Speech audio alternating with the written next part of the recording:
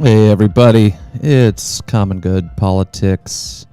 I'm Dan, this is Rob and Doug, and we're gonna try to touch on some of the chaos that happened over the last week, but there's so much, we're just gonna barely scrape the tip of the iceberg here, is my worry. And it's part of the plan. They're flooding the zone. This is, intentional to just throw out as much crazy stuff at once and see what sticks to the wall and what gets, blocked by courts and that sort of thing. But it's a lot. There's a lot going on.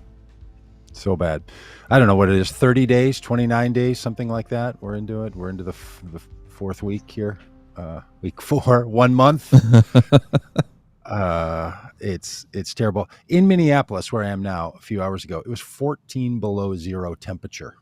Wow. Not wind chill. Not the wind. And not the air. Feels like. When the air starts moving, it's 35 or 40 below. That's how I feel about the hope for democracy in America. Well, here in Arkansas, zero frozen. It froze at 32 degrees, and now it's minus 14. It's 46 degrees colder than freezing water. That's where we are. Yeah, so we're in the doldrums of the level. Have you been out for a run or a bike ride or anything? It's really bad. I said I was going to do that today to myself, and I said it to just enough other people that would motivate me to do it, and then I didn't. I wasn't even one of those people. I was going to get on my fat tire bike and put the gear on. Yes, I've been that person. I ran a half marathon that started at 10 below zero on New Year's Day a couple years ago, but not anymore. Yeah. Nope. I just put on a pair of wool socks and went to my basement. started talking to scream at the clouds.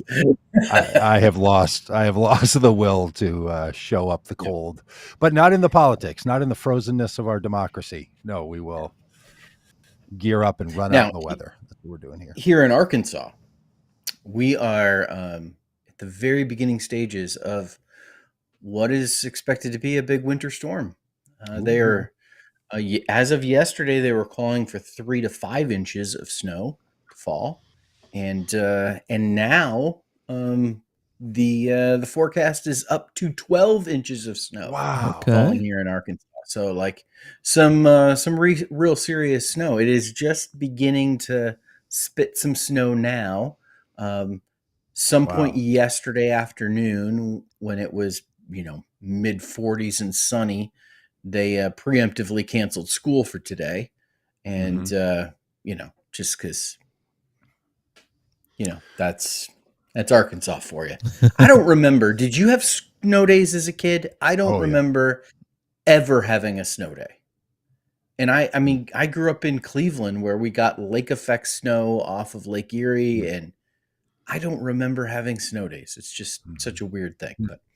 But so today's a snow day. There's maybe a dusting of snow outside right now, but maybe by 3:30, 4 o'clock, it'll be measurable inches of snow.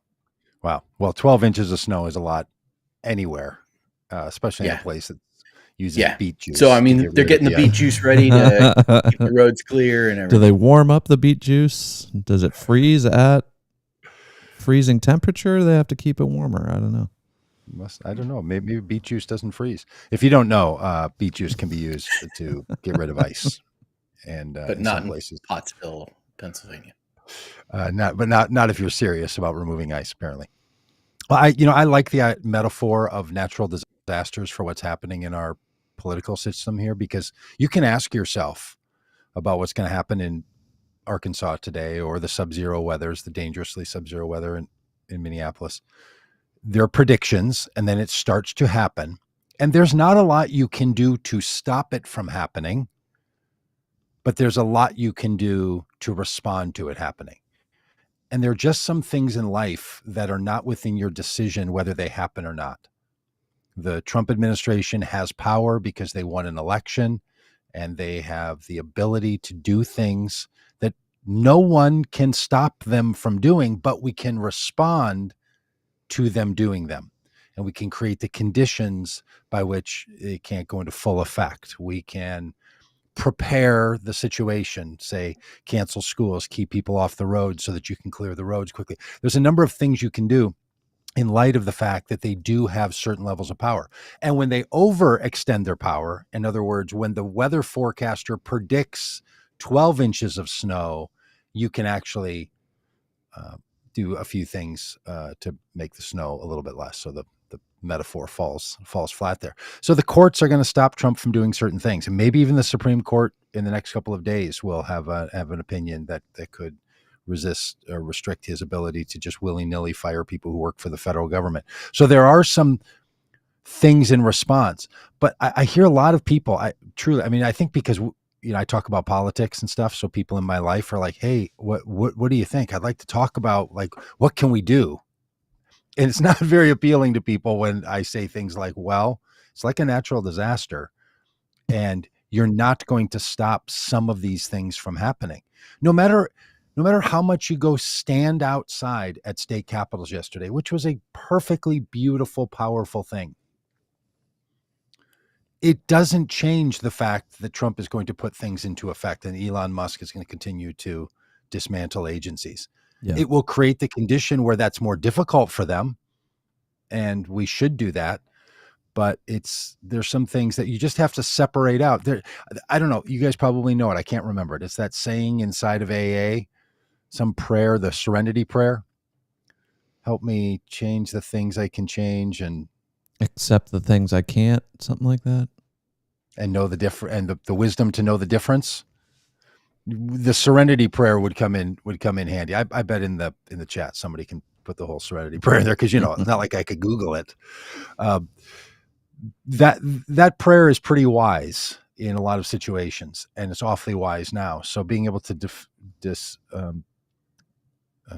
determine what you can do and what you can't do, and how you can respond, and what's yours to respond to, is super important. And I think talking is a thing you can do.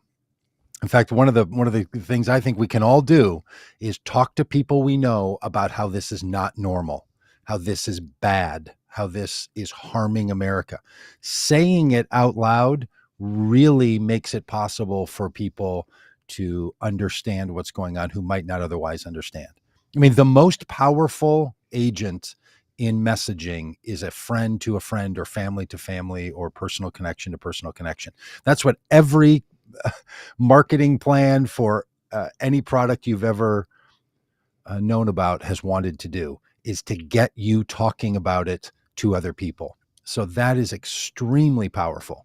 It's not only true in marketing, it's true in religion. The best way to move religious ideas is from one person to another. It's human contact exchange. So I would encourage all of us to keep saying over and over what a problem it is. Yeah.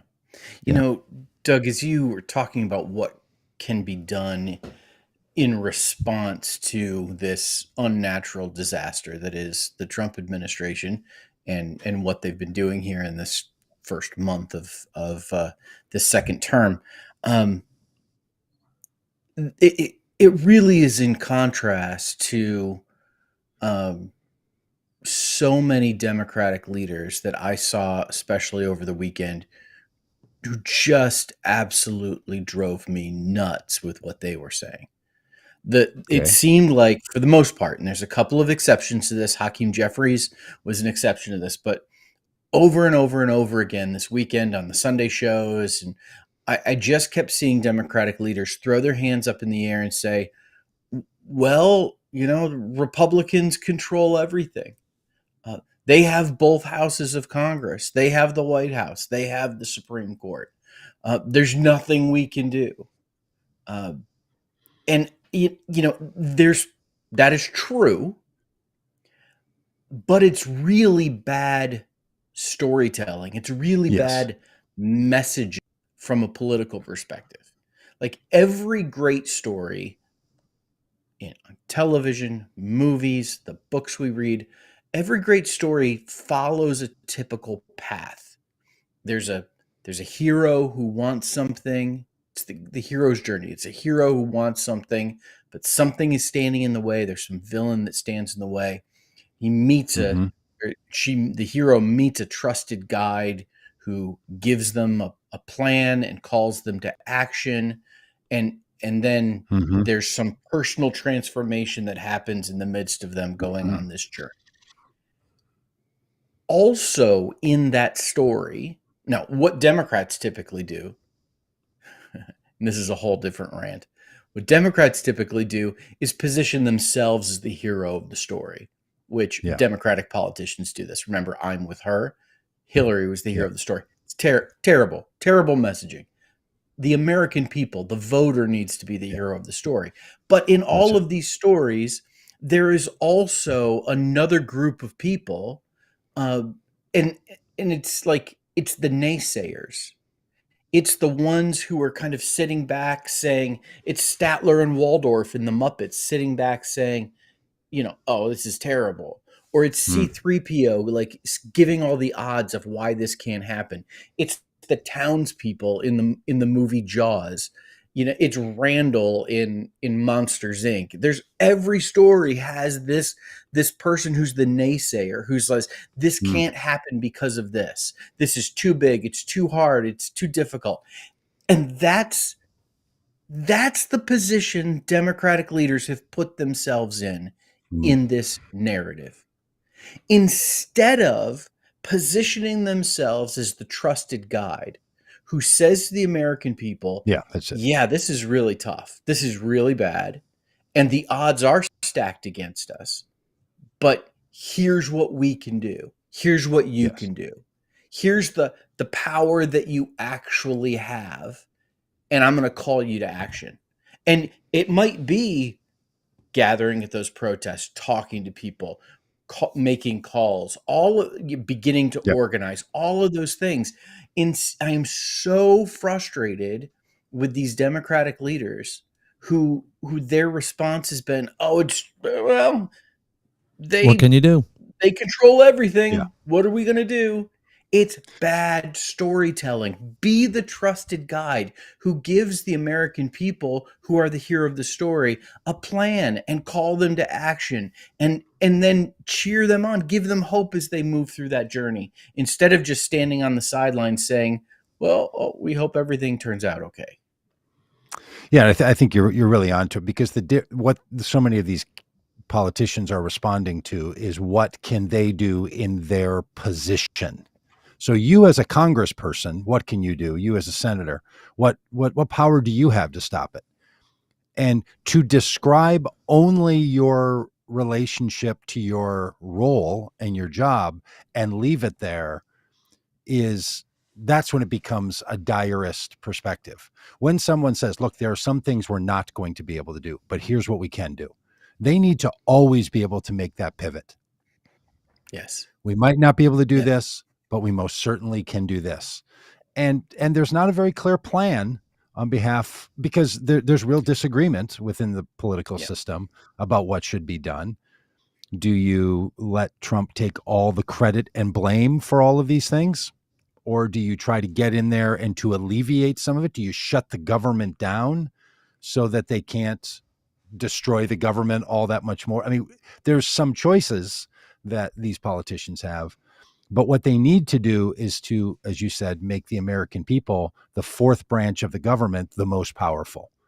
That if we don't tolerate, but here's the problem of the voting population, the people who chose to vote on or before Election Day 2024, a slim majority of those voters said yes to Donald Trump. So now it has to, and that's a position that Democrats have not been in since George Bush won re-election in 2004, where they have felt like the voting population held the majority, and it was Republicans. So the Democrats overall have themselves in a situation that they don't even know if they're perceived as a trusted guide, and which one of them would be the trusted guide. So the rest of us find ourselves in a place where maybe our Democratic elected officials are not the trusted leaders that we need, which is why a donation to Vote Common Good is more important than ever. Yeah. choose. And there's no clear leader on the Democrat side. Like, Yeah. Kamala has disappeared from the public space. Is it Bernie? Is it AOC? Is it the new head of the DNC? Who is leading the charge and telling a better story? I don't know. Well, there isn't anyone. Like the Democratic Party, like the Republican Party, is not established in a way that has a defined leader. They don't. Just the structure doesn't have it. The way the game is set up, to borrow that metaphor, there is no one in charge. There's just people with certain roles. It's like playing Monopoly. Like you're the banker, but it doesn't mean you're in charge of the game.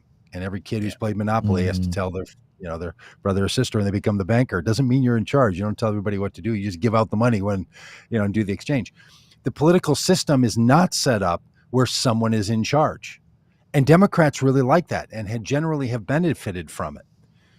And there's not even populist voices that are trusted on this, because a lot of the people who could be populist voices are sitting back and saying like, whoa, I don't know what the situation is yet and when my voice should be used. And this is why Trump came in and learned after his first administration, you do it all immediately. You don't let there be any break from what people are going to experience. They even refer to it inside the administration as shock and awe. That's what they call it, which is a reference back to Colin Powell saying that's how the first Gulf War was going to be won in Iraq, was to hit the country of Iraq so hard with what he called shock and awe. And that's the language they've borrowed for this. And that's what they have done. They have. And look, here's what I think is happening. I think the Republican Party has been so taken over by a version of libertarianism that they call Make America Great Again. But it is a philosophy of governing that is libertarian. It's not only Republicans who are libertarians, by the way. There's a whole bunch of progressives who also swoop all the way around the other side of the spectrum and become libertarians, where they basically say the government should get out of our way. The government is not the solution. They should create the conditions, but we should be freed up and liberated from the power of the government. I think it's a terrible governing philosophy. It has never worked. It always only works as some sort of a philosophical argument against a functioning government that you don't like what the government is doing. Yeah. My theory. They are going to run and are in the midst of running human trials of libertarianism in America. That's what's going on right now. They are experimenting with a version of governing called libertarianism that is grounded in the worst kind of social contract America could experience. And they are doing it in real time to experiment and to see if it works. 3 weeks ago, there was one of the people involved with the Trump administration, now I've forgotten his name, was on 60 Minutes. And he was talking about this. And the interviewer said, these theories that you have about how this is going to work, we're cutting the government and it's going to generate new monies and all this, that's never worked. He said, yeah, that's because we've never actually had all the conditions in place. But we theorize that it will work this time because we have more of the situation, in hand. It is a theory of government that will be catastrophic. Yeah. So that's what we're facing, and how we respond to a movement to fundamentally change the American contract between government and citizenry is something that we are experiencing right now. And if we think it's just typical right left, and I know that the people on both sides of that argument, the right and left of politics, the conservatives and the Republicans, tend to think that's what it is. But there is a third factor in play here, and that is full-fledged libertarianism, starting with the federal government and shutting it down. Mm-hmm. So we will see, and I am confident it is not going to work, and that Republicans will quickly start blaming Democrats for its failure. Yeah. Because they won't have any other options. But it'll be hard to stick on the Democrats when you do control all the levers of power, and your plan still doesn't work and actually makes things worse for the average American. Just take the park system, for example. Doge went in and fired like 4,000 parks employees, 25% of the park rangers and staff at all our national parks. This is going to have immediate effects, like there's Yosemite can't open on time because they don't have the staff anymore to do it. But it's going to have long-term effects as well, where these parks are going to be overrun with tourists and not enough people to maintain the trails, to clean up the trash, to keep things nice. And it'll have long-lasting effects on these beautiful landscapes that we all like to enjoy. And so even if Democrats rehire a bunch of employees in 4 years, the damage has been done. And so that's the case in so many of these areas where we can undo some of it, but the damage will be a long time in repairing. Well, the Trump administration chose to fire people who work for the FAA. There was then a plane incident yesterday in Toronto where, honestly, an American or Delta Airlines plane ended up upside down. And all day long, I was trying to imagine, how does that happen? How does how does a turtle get on its back? And flying out of Minneapolis, right? Like that's a flying from the motherland into Canada. People trying to, I don't know, I guess make a run for the border, and it apparently bounced and then bounced up in the air, and a wind gust then flipped and snapped a wing, and it ended up upside down. And I said to Shelley, middle of the day, my wife, I wonder how long it will be before they blame DEI. Well, by the end of the day, they blame DEI programs for that plane. Elon Musk wrote on his social system that he bought that the people at X know how to fly things, and they will offer their services to the FAA. Yeah. On how to make airplanes safe. So here's how it will go, Dan, unfortunately. Fire the park services and privatize it all. Yeah. Yep. The grift is complete. Mm-hmm.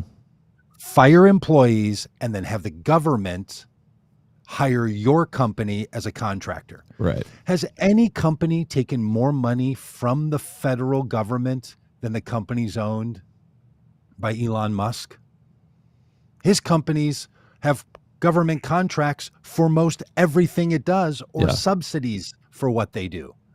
These people are not simply saying, let's not have the services. They're saying, let's privatize it and connect a weird libertarianism with a kind of hyper-capitalism. Mm-hmm. And that's what they think the solution is going to be.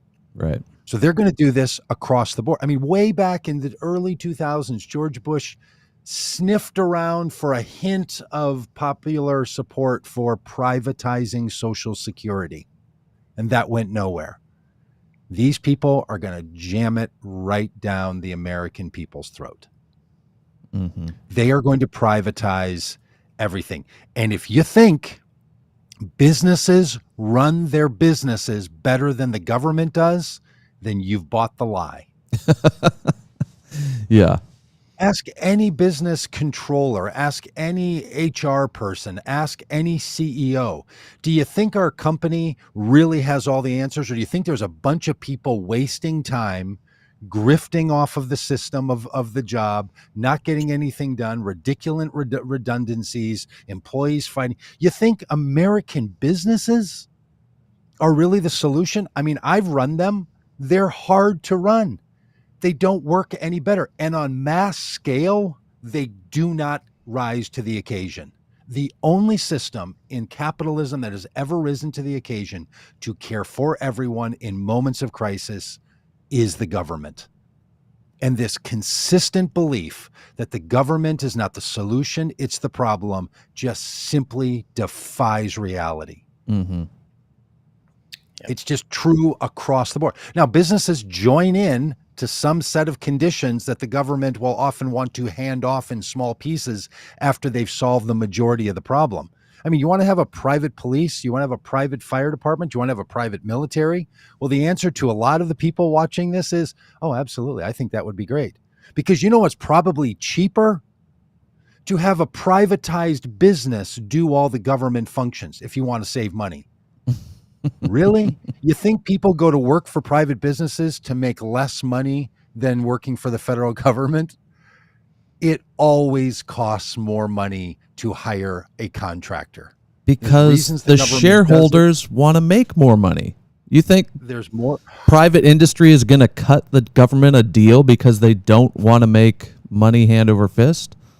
Like, the only thing we have going for us with the government being in charge of the Park Service or the FAA is that the customer is the citizen. When you privatize it, all of a sudden you're just trying to make money for the shareholders. You literally in business have a fiduciary responsibility to the shareholders if it's a share-held company. Legally, your first responsibility is to the shareholders. We don't want that. That's why we have two sectors that are not profit, the nonprofit charity sector and the government. And the idea that these people think, or somehow, I'm not even going to get into whether Elon Musk is even good at his job or not, but that guy is going to come sliding in and solve all of this by bringing his kids from X on over to share their best practices with the FAA. Yeah. It is just. And it gets at kind of this idea that someone who's successful at one thing will be successful at everything else that they try. And so you have some, young coders who are very good at writing code and working on computers and networks and whatever. Good for them. They're probably the best in their field. But they are not forensic investigators of fraud at a government scale. Like the incompetence when they get into these systems is comical if it weren't so terrifying. They accidentally fired the people that control and take care of our nuclear stockpile, had a little whoopsie and had to rehire all them. Yeah. It's just insane. So they're not good at these things that maybe they were good at coding. Totally. I mean, let's just think about Michael Jordan for a moment. One of the greatest athletes in professional sports, one of the greatest basketball players ever to play, wanted to go be a baseball player. It's really hard. Yeah. No matter how good you were, it's really hard. And these are other skills and other sectors, and this guy has no business doing it. And here's the other thing. Look, about government efficiency. I know a few weeks ago I was like, getting rid of government waste is utterly stupid. Just as a thought experiment, if some agency of the federal government, let's say USAID, provides life-saving support for people in this country and around the world, let's imagine for a minute there was 30% fraud and waste. 30%. But 70% was life-saving and beneficial to humanity. Would you be willing to get rid of 100% of it in order to not allow the 30% fraud? I don't think a reasonable person would or should. There's too much benefit. Don't get rid of the 70%. Just find a way to fix the 30. And if you can't, it's probably worth keeping. Now imagine if that number is not 70% and 30%, but is 97%, 3%. Because Elon Musk has said that he believes that there is somewhere between 3 and 7% fraud and waste in the federal government. 3 to 7%.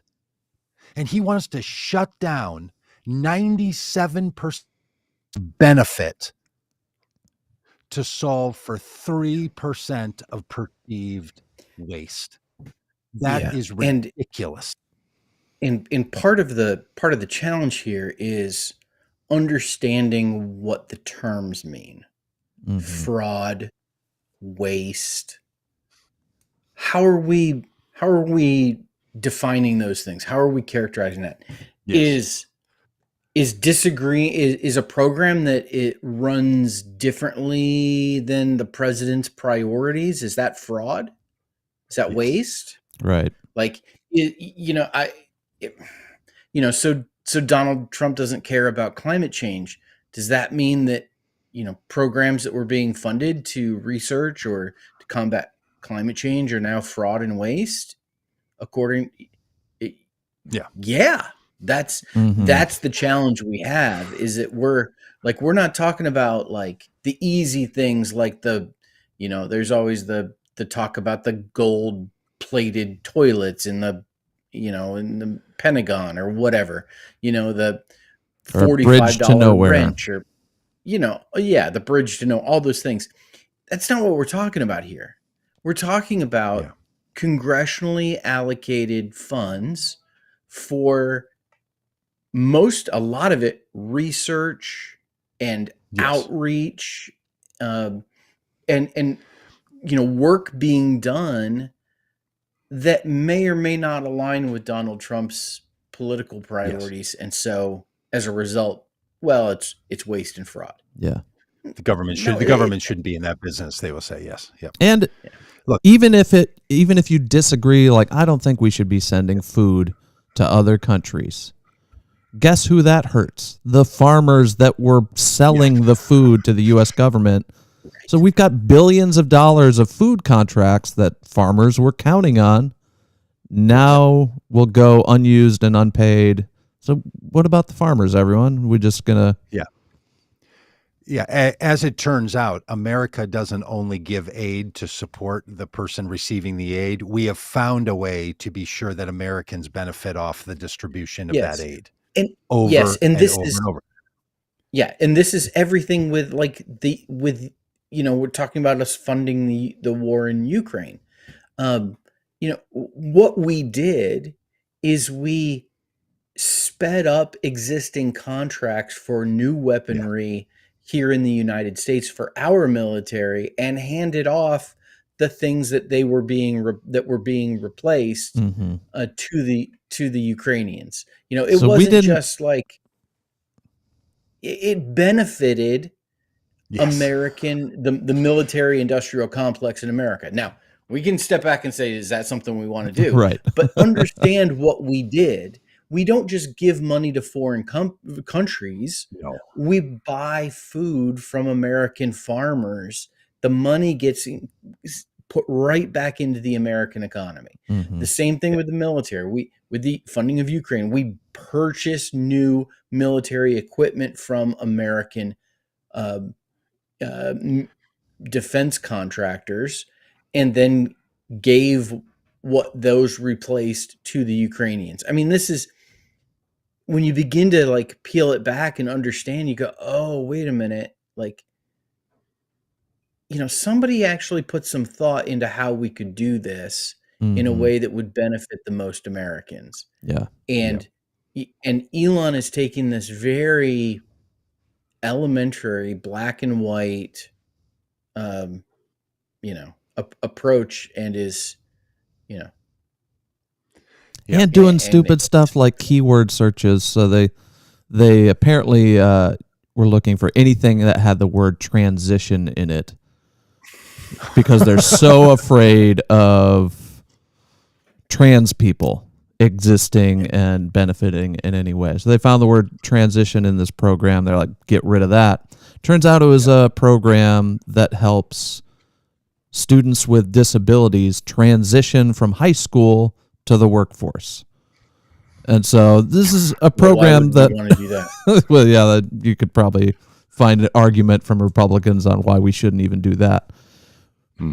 But they're gutting programs that should be universally accepted as a good thing to do, unless and have been, unless your philosophy is that the government shouldn't be involved in any of Mhm. this. That's right. Mhm. And That's it's right. and we're circling back to like what Doug was saying about this, we're human testing libertarianism.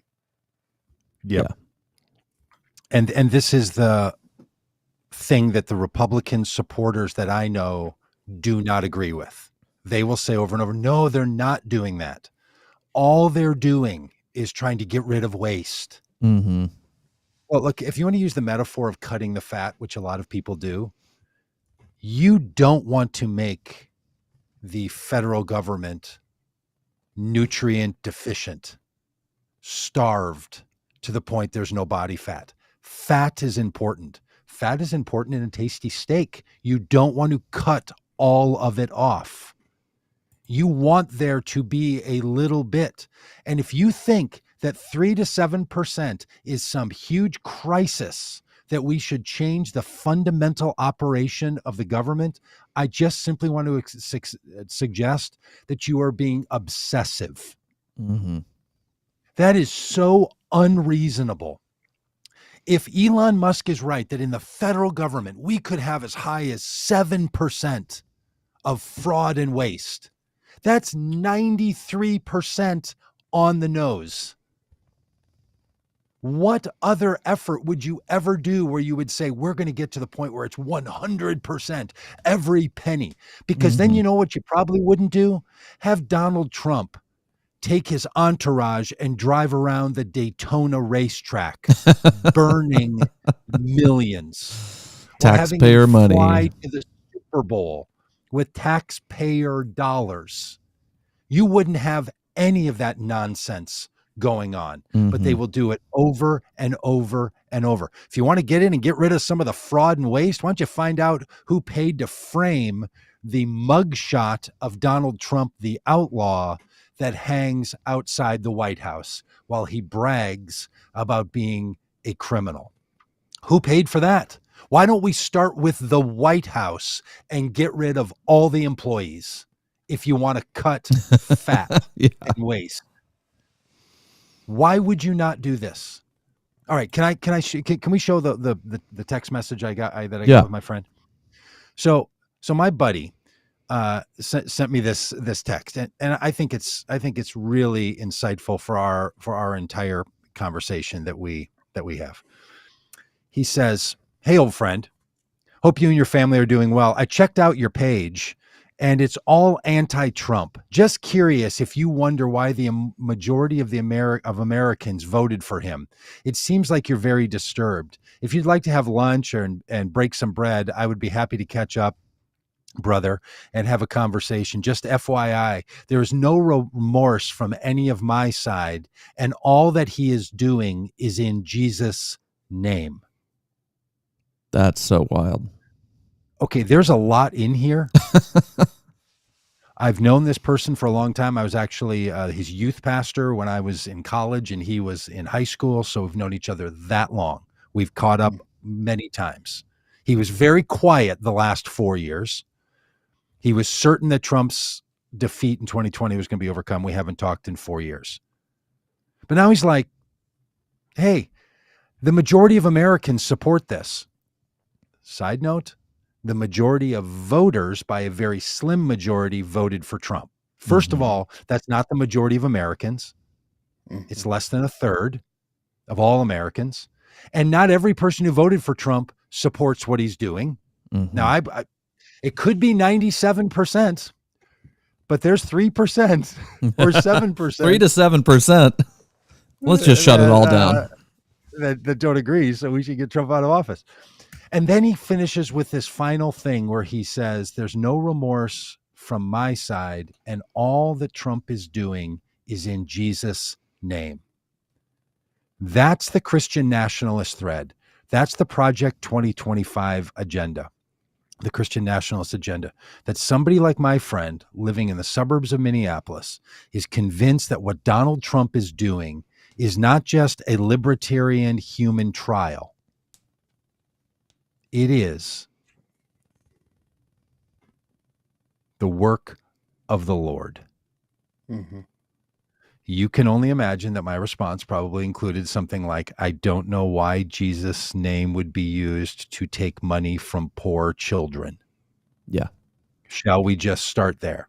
And then get on to, that's not what a president is supposed to be doing. In fact, if he is doing it in Jesus' name, we have a whole other conversation to be having about this. Mm-hmm. So it's like this kind of a little piece. I just want to encourage people. You might look at it and slunk your shoulders, feel your heart sink and think there's no hope. But also, it's a conversation that is going on inside social media that I have no idea was going on until this popped up.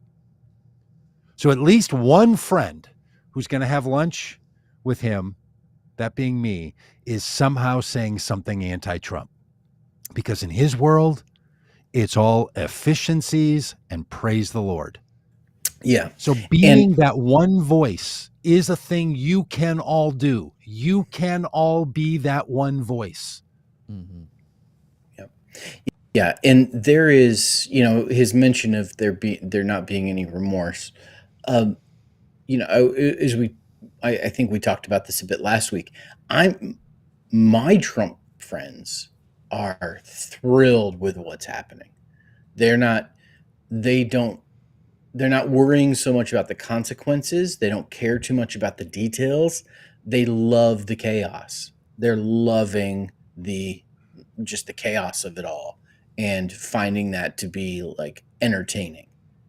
And that's, that's a really scary thing, because that kind of chaos that they find entertaining, really leads to bad things in people's lives. But if you come from the theory a lot of these people come from, that every social government program is fruit from a poison tree, then you think, oh, if we have to get rid of all that poison fruit, all that rotten production from the government, okay, fair enough.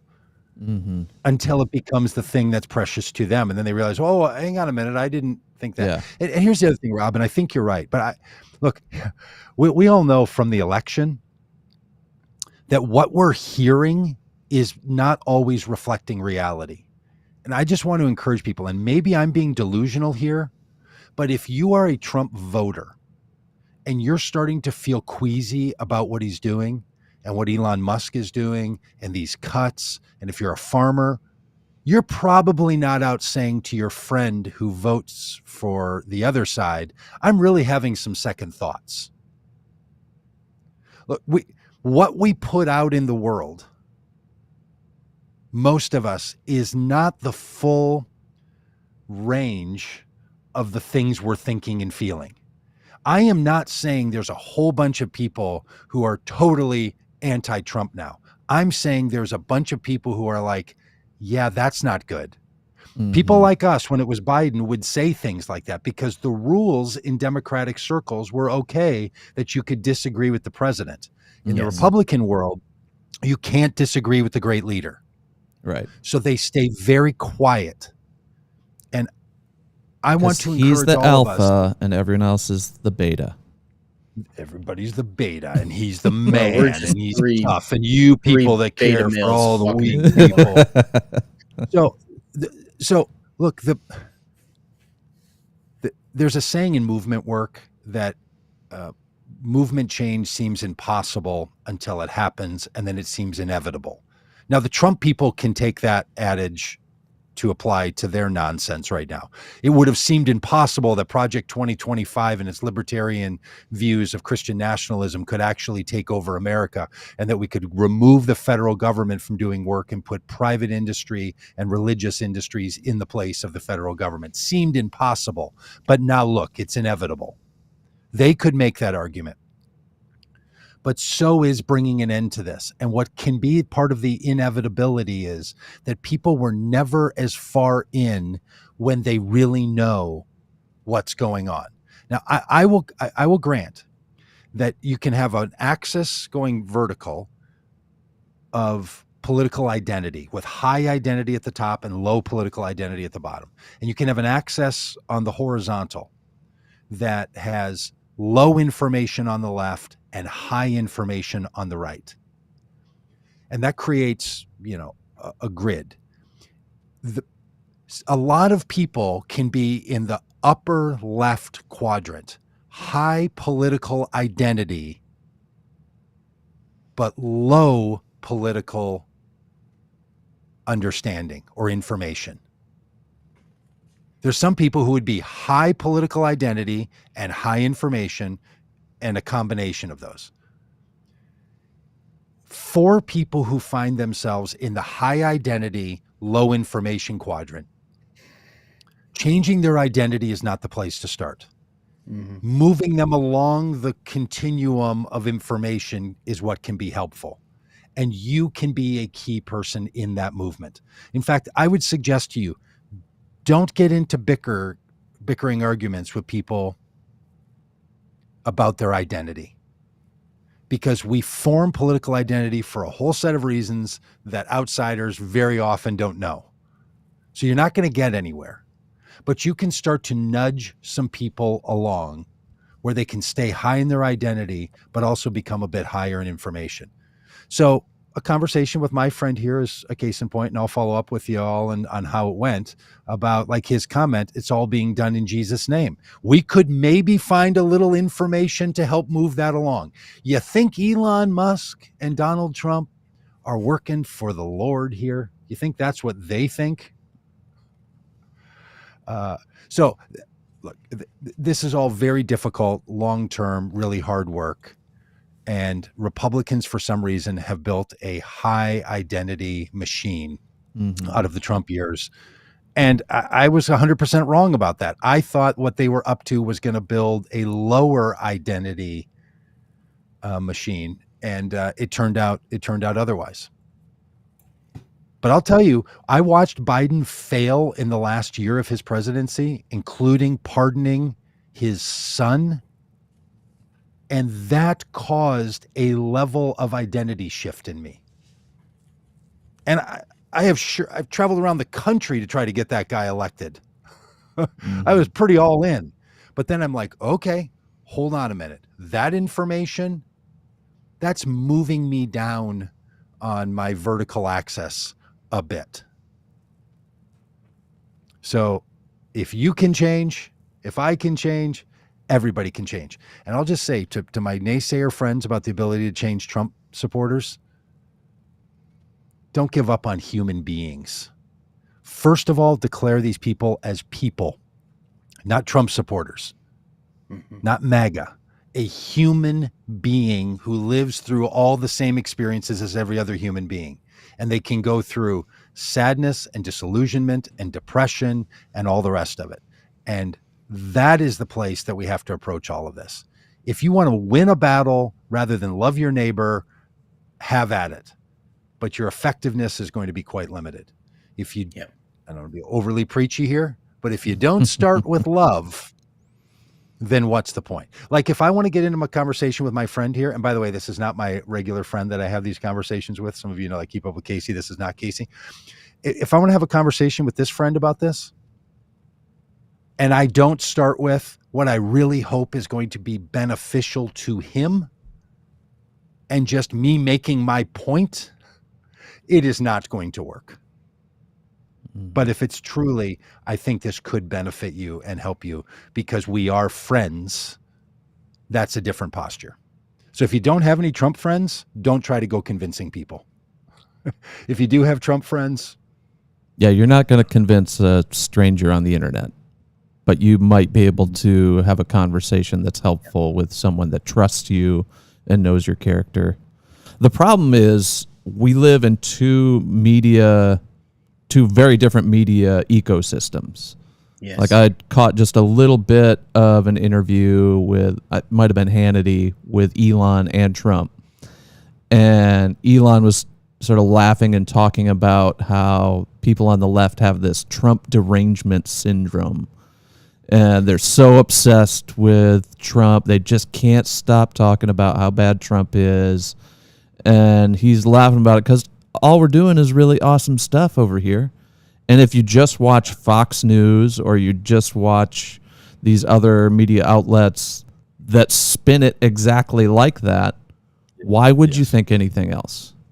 Why wouldn't you just trust the person in power that's telling you they're doing really good things and finding all this fraud and waste and doing the things they promised?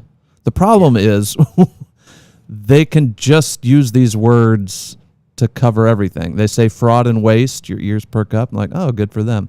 They say someone is illegal, Yeah. and all of a sudden that is justification to be terrible to a huge population that's in this country. It doesn't matter if the term doesn't apply. Like, they'll throw the word illegal around to mean asylum seekers who came here legally and are awaiting their asylum hearing. They mean it when they're talking about people who have protected status that Trump just decided to revoke. People that came here legally, did the right process. We said, yes, we will let you come here because your country is too dangerous. You're in danger. And we're the shining city on the hill that welcomes the poor huddled masses to be free and safe. Come here. We'll give you protected status. And Trump says, no, we don't like those type of people. You're not protected anymore. Now you're illegal. And we can deport you to Guantanamo Bay and treat you in any way we want. Yep. And what we've seen just time and time and time again is projection. Yeah. That the thing that they accuse others of is the very thing that they themselves have. And, Trump derangement syndrome, like the flip side of the coin is the obsessive cult-like following that Donald Trump has on the right. Mm-hmm. And case in point is, just this morning, Kristi Noem, the Homeland Security Director, announced a talk about Doge here, a multi-million-dollar ad campaign that's going to run around the world, encouraging people to not come to the United States, quote unquote, illegally. And this ad begins with her thanking Donald Trump for being president and his leadership. Wow. I mean, it begins with a genuflecting to the dear leader. It's wild. And yet they talk about Trump derangement syndrome. Yeah. Yeah, and a person in Congress put forth a bill, I think yesterday or over the weekend, to make Donald Trump's personal birthday a holiday in the United States. I was wondering how long it would take, honestly.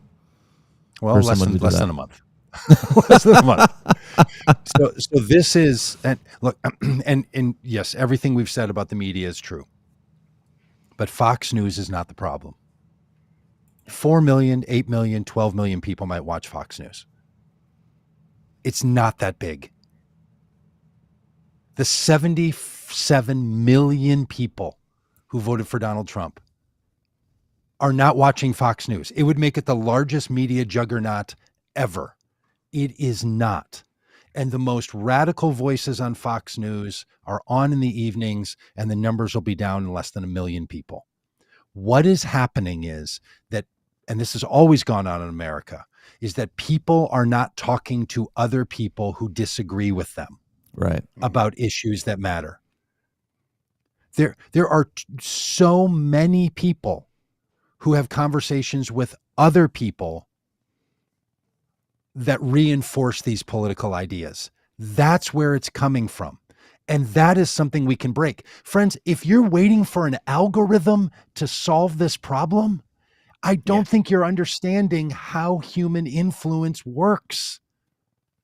Look, we are on social media. We're pushing this out through social media.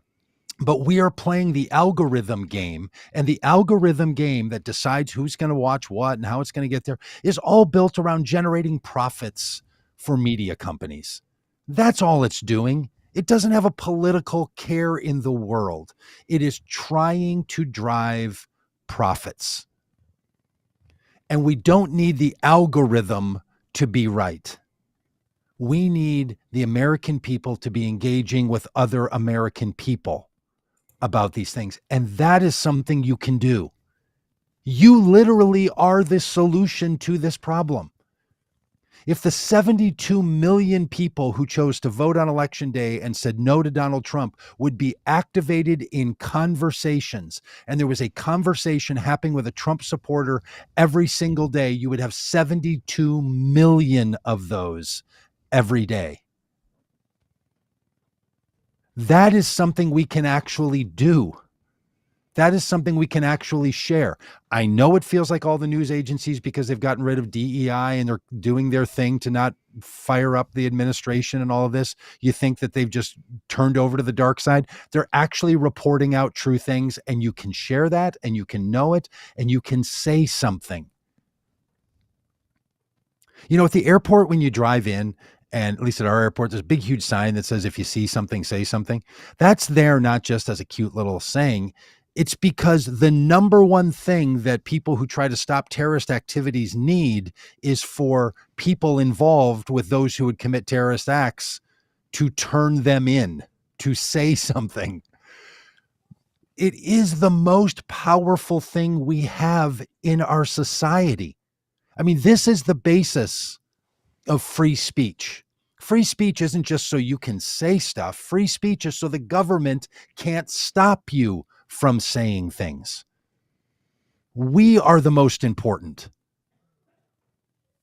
Okay. Now I think this would be a good transition to show this little video clip of the former governor of New York, a Democrat,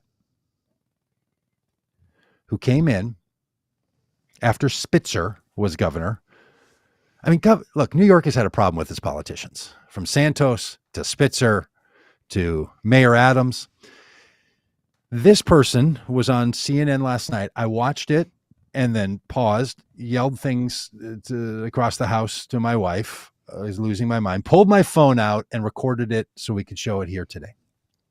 Here we go. He's speaking about how the people who work for Mayor Adams, who is currently the mayor of New York, and Mayor Adams struck some deal with Trump to move on immigrants in order to have his own case dismissed by the Justice Department. So 4 more people who work for the mayor resigned. And this governor is talking about those people resigning. That's what he's talking about. And he says this. City. Well, the pathway to leading the city is obviously going to be encumbered by the loss of many of these very important people who work for Mayor Adams, and very distinguished people who work for Mayor Adams. But if they feel that they can't work in an environment where they're doing their job, I don't know that I blame them for that. But there are too many times when the staff of an elected official who is in some kind of trouble sort of embraces the trouble. And in other words, I worked for people who I thought they had no idea what they were doing. And I worked for people who I thought were corrupt. But when I decided to leave, I made it as quiet as possible, because you don't want to upstage the person that gave you the opportunity to work there in the first place. I worked for people who I believed were incompetent. I worked for people I believed were corrupt. But when I left, I did it as quietly as possible to not upstage the person who gave me the opportunity in the first place. Mm-hmm. Really? You looked at corruption in public service and you just left quietly. And then when people don't leave quietly, you condemn them for Oh, why you gotta make showing such up. a fuss about that? I will. I'm like, this is it. This is the struggle. Will politicians say something? Because the pressure to not say something is so high. This is a former governor of New York saying to other government workers in New York, you should have just left quietly and not, shown up the guy who gave you such great opportunities. You should keep paying up the line. We should toe the line, even on corruption or incompetence.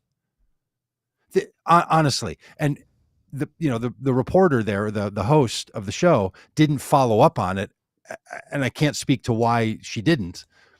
But this guy just says it as if he's the wise one. He's, in your term from earlier, Rob, the guide, helping the younger people in government to know how to cover up for incompetence and corruption like a good soldier would do. So it's not just Republicans who do this. It's not just citizens who do it. It is so endemic. This is what we're up to, and this is what we're up against. Say something to someone, because we just have to keep at it. So in Vote Common Good, we have this love pledge that we ask voters to take and politicians to take. There's 4 short points. Call on elected leaders to comport themselves in ways consistent with love in their public and political lives. We don't think love is religious. We think love is human, and we should have more humane and human government. Number 2, I will support elected leaders who do so, basically, regardless of what political party they would find themselves on. Number 3, I will stand up to and call for change from elected leaders who violate the virtues of love. And number 4, I will call on elected officials to demand that other elected officials comport themselves in ways consistent with love. That 4th one, you would call elected officials to demand that other public officials comport themselves in ways consistent with love. There's a reason we have to include that. And the former governor of New York couldn't have made the point any better. Stand up even when you think it's going to be dishonoring to the person who gave you so many opportunities. Maybe public service is about something other than your own advantage. It is across the system, and we have to do something about it. I don't know what that means for people. I don't have a boss, so I don't know what it means for a boss. I don't know if I would say something to a boss. But I'll tell you this, I say stuff to friends all the time who I know supported Trump. It just happened yesterday. One guy goes, so what are you doing now? You're not pastoring a church anymore? I said, no, I'm not pastoring a church. I run a nonprofit. He's like, oh, what nonprofit is that? And I said, we try to get religious people to stop supporting Donald Trump if they want to. And he goes, oh, huh. Yeah, things really, and then he goes, yeah, things really aren't going the way some of us thought. I said, yeah. It's pretty tough. He goes, but what do you stand for? And I said, well, we stand for but there it was, right?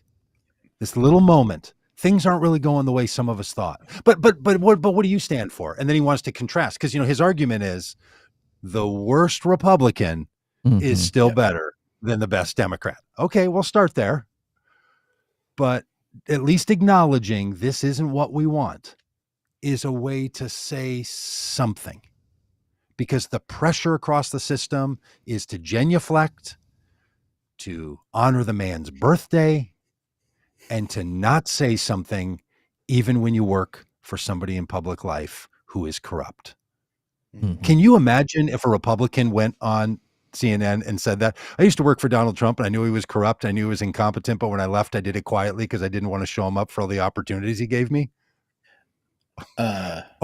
Isn't that all? Every time they do that, people freak out. Yes, that's what I was going to say. It's like 3 of them wrote a book. The others went quietly and got better jobs. Yeah. Yes, we scream about that. So there is something you can do. Yeah. You can name it and claim it and say something about it. Or we're all just delusional beta males that are sitting around reeling because, but here's the thing, look, and we've said this so many times. From my vantage point, what we are describing about the Trump administration is what is actually happening. And we are naming real harm that's coming from these behaviors. For 4 years, Republicans did this about Joe Biden about things that were not happening, Yeah. about imaginary things, from laptops and China bribes and all kinds of stuff. And the difference between the political parties always having it out with the political opposition is sometimes you do it in theory and sometimes you're naming actual realities. So if I am deranged about Trump's actions, it's because they are happening, not because I'm obsessed with him and I think they might. We are just well beyond that. The gift the guy gave us was, here's a month's worth. Mm-hmm.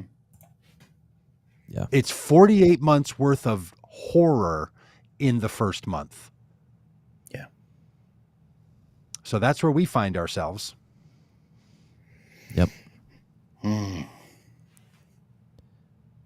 And I Here's don't a nice know, little comment. like we had this article ready to go, how Doge cutbacks could create major backlash.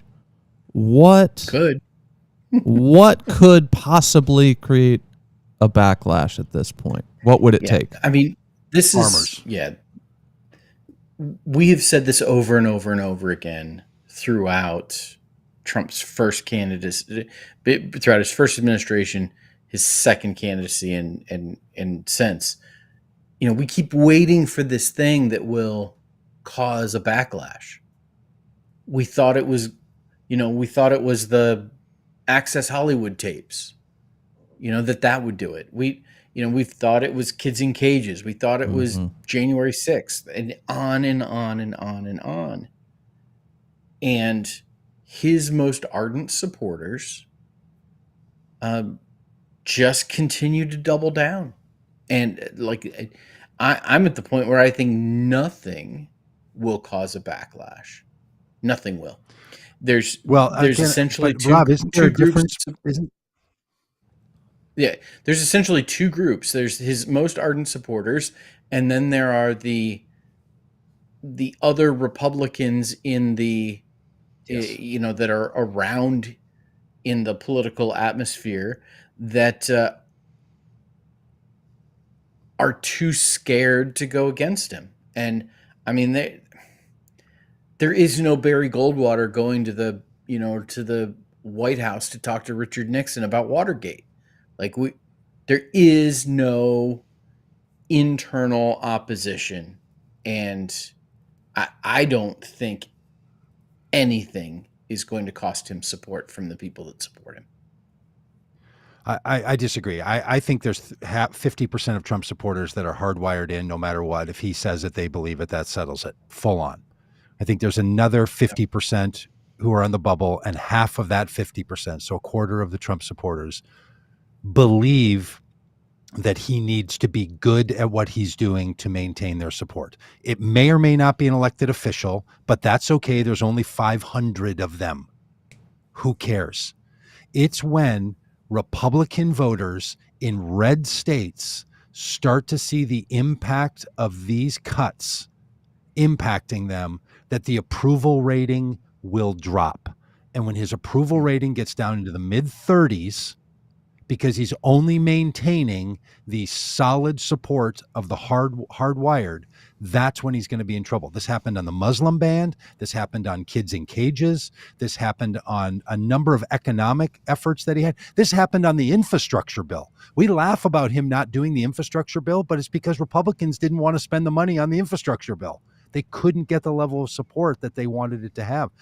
If the American people and the Republicans start to drive his numbers down into the low 40s or upper 30% rather than at 46 or 47 or 48%. And all that loss is going to come from Republicans. In other words, if he experiences a George Bush Medicare Plan B kind of collapse again that he experienced after COVID, when he lost the election to Joe Biden, that's what will happen. I think you're absolutely right that it's not going to be someone coming and asking him to resign, or it's not going to be a senator, Mitch McConnell, standing up at either impeachment and saying something about it. But when the number of Republican voters starts to decline in their support for Trump, That's what I think this article is getting at, and that's what I think is happening. I really do think there's a lot of farmers first through this USAID cuts who are going to start to experience this in a lot of small towns that are going to start to say, whoa, whoa, whoa, we don't support Trump in this. If some reporter comes or some pollster comes and says, would you vote for him again? Yes, because the worst Republican is better than the best Democrat. But I don't support what he's doing, and I don't support that other politician who didn't do something about it. And that's where the numbers, I think, could really be in trouble. I think they could lose a couple of races for the House and maybe even a Senate race over his kind of behavior in these first 2 years if people turn on it. But I think you're absolutely right. We're not going to have some call for him to resign kind of, shift of balance away. But man, the guy hated the fact that his polling numbers were always below every modern president. And when that happens again, which it's going to happen again, he's going to start to freak out. And I think that's the place that any of us who want his support to be less at the end of his term than it was at the start of his term, just like happened in 2020, that's the point that we should be trying to work on, is getting people to soften on their love of the dear leader. I don't actually know what good that's going to do, but at least that's something we can do. Yeah. Because he's not running for re-election. Yeah. And all the people who think he's going to get rid of the 14th Amendment and run again, there's so many things we could worry about. That fan fiction is not one of them. I would suggest that you need to be concerning yourself with, but have at it if it keeps you going. But it's not. That's not legitimate. He's not running again. Hopefully. Yeah. Musk owns a company that implants chips in brains. Yeah. Does he really? Neuralink. Oh, that's great. It's not going great. Yeah, but that helps like with epilepsy and stuff, right? It doesn't control people's thoughts. Yeah. But it does make him the Antichrist, full measure. Yeah. A lot of times I'm like, look, I read the Left Behind series. This is full on. Why is no one concerned in the evangelical camp about any of this? Even with the head wound. Yeah, the head wound, the Israel stuff. Oh, man. Mog and Gagog or Magog. We didn't even talk about this, that they're about to go and turn their backs on Ukraine with Russia and give Putin what he wants. Yeah, it's wild. Yep. They're having peace talks without Ukraine. Right. The country that was invaded, they're having peace talks without them. Because why would their input be important? Yeah. I mean, there's a lot we didn't talk about. We didn't talk about Gaza. We didn't talk about Elon's son picking his nose and in the Oval Office. Yeah. But he's a little kid, right? Yeah. Yeah, okay. I mean, even Elon Musk having 16 children, you can't blame parents for the behavior of their children. Even Don Jr. putting out a social media message about the fact that Social Security is paying people Social Security who are 150 years old. But that's because the Doge people who went in to try to look at Social Security don't know how to read the COBOL computer language, and they miscalculated what the zero was, and they then miscalculated the ages of people because they don't know what they're doing. And Donald Trump Jr. doesn't know what he's doing. Put that out to try to be like his dad, who said that we spent a bunch of millions of dollars on condoms for Gaza, not knowing that it was a town in Africa also called Gaza, where it was part of an anti-AIDS effort, and he misunderstood Gaza and wrote about it and said it out loud as the president of the United States. So does Don Jr. But you can't blame the president or the parent for the kid. Have you heard about the Reuters mistake?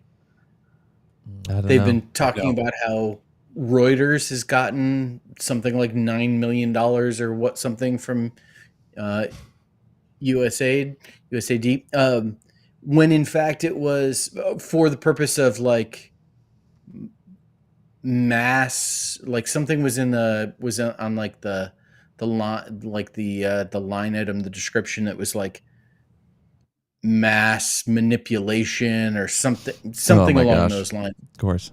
And it turns out that it was a grant to a scientist who was studying mass, I don't know, propaganda. Okay. Yes, to whose last name happened to be Reuters. Of course. Oh, it is simply, the incompetence is simply stunning. It's And there are so wild. many people who just continue to think he's competent. So maybe that's just a takeaway. Just share a couple of things. Do you really trust these people to take it all apart? It's, you can say to him, it's just a thought experiment. What if the person who's the president, was truly, as Rex Tillerson, the Secretary of State, said, was a complete effing moron? Yeah, you don't have to take my word for it. You can just What if listen to the people Trump hired. And an oil executive who clearly knows a lot because he got to be an oil executive, Rex Tillerson, said Trump is an effing moron.